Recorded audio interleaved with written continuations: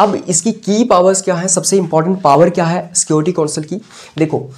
Security council can authorise sanctions. ये जो security council है, मतलब ये जो 15 मेंबर्स हैं, ये मिलके किसी भी देश के ऊपर सैंक्शंस लगा सकते हैं। मतलब किसी भी देश को पुनिश किया जा सकता है, उसके ऊपर रिस्ट्रिक्शंस लगाई जा सकती हैं, ट्रेड सैंक्शंस लगाई जा सकती हैं, उसके ऊपर जो है कोई मिलिट्री एक्शन लिया जा सकता है, उसको पुनिश किया जा सकता है बेसिकली। तो मान लो कोई एक ऐसा देश है जो किसी की बात ही नहीं मान रहा है, वो यूनाइटेड नेशन के जो प्रिंसिपल्स हैं उसके भी अगेंस्ट जा रहा है, वो इंटरनेशनल लॉ के भी अगेंस्ट जा रहा है, उसने पूरी दुनिया के अंदर जो है वो एक हैवॉक क्रिएट करके रखा हुआ है, वो किसी भी देश के ऊपर कब्जा कर लेता है, उसको अटैक कर देता है, किसी की बात नहीं मानता है, किसी भी यूनाइटेड नेशन की बात भी नहीं मानता है। तो ये जो सिक्योरिटी काउंसिल है, मतलब ये पूरी की पूरी सिक्योरिटी काउंसिल, ये 15 मेंबर्स मिलके उसके ऊपर सैंक्शंस लगा सकते हैं, उसको पुनिश कर सकते हैं। हो सकता है कि वहाँ पे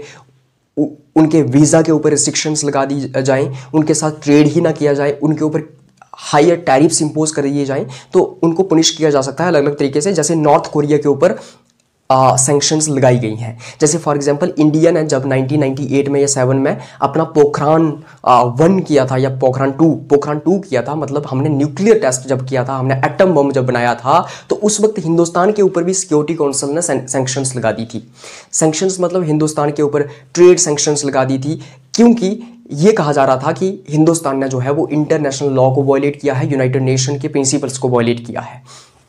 उसी के साथ साथ मिलिट्री एक्शन लिया जा सकता है सिक्योरिटी काउंसिल के द्वारा। मिलिट्री एक्शन मतलब मान लो एक देश जो है वो सारे देशों के ऊपर अटैक कर रहा है, किसी की बात नहीं मान रहा है, सारे देशों को कब्जा करने के चक्कर में लगा हुआ है, किसी की बात नहीं मान रहा है, यूनाइटेड नेशन के अगेंस्ट जा रहा है, इंटरनेशनल लॉ के अगेंस्ट जा रहा है, तो यूनाइटेड नेशन के सारे देश मिलकर जो है अपनी मिलिट्री उस देश में भेज सकते हैं। मतलब मिलिट्री अपनी भेज के उसको काउंटर कर सकते हैं, उसके खिलाफ लड़ सकते हैं ताकि उसको शांत किया जाए। उसके बाद पीस कीपिंग मिशंस भी इस्टेब्लिश किए जा सकते हैं। पीस कीपिंग मिशंस का मतलब क्या है, मान लो दो देश आपस में लड़ रहे हैं और दोनों देशों की लड़ाई हो रही है और एक भी देश किसी की बात नहीं मान रहा है, तो उस वक्त यूनाइटेड नेशन अपनी फोर्स वहां पे भेज सकता है, मिलिट्री वहां पे भेज सकता है, जिन्होंने ब्लू हेलमेट पहनी होंगी और जो कि वहां पे उस वॉर को रोकने का काम करेंगे और बेसिकली पीस को इस्टेब्लिश करने का काम करेंगे, पीस को रिस्टोर करने का काम करेंगे।